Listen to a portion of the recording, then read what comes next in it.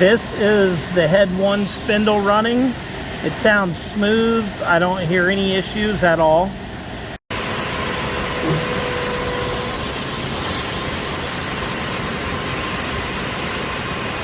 That was the head 1 side.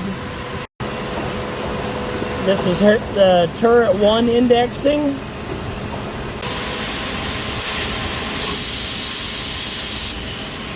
The tool eye for head 1 works like it should.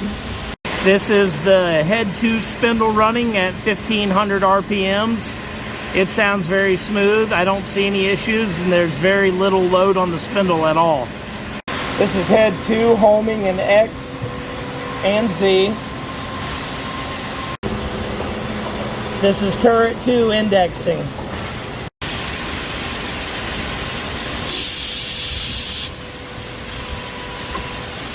The tool eye opens and closes for head 2 with no issues.